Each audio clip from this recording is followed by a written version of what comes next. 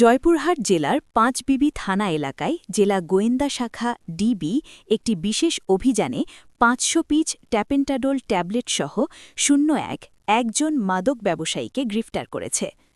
৪ April বিকাল ৪টা ৩০ minute, স্থান বাগজানা ইউনিয়নের মোড়ের বাজার, মেরসাস কুলসুম অটোজ, প্রো মোহাম্মদ সুরুজ মণ্ডল এর সামনে।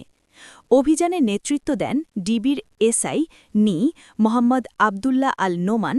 তার সাথে উপস্থিত ছিলেন এএসআই নি মোহাম্মদ সাজিদুর রহমান, এএসআই আসাদুজ্জামান, এএসআই নি মোহাম্মদ সোহেল রানা এবং কং রাকিবুল ইসলাম সহ অন্যান্য সদস্যবৃন্দ।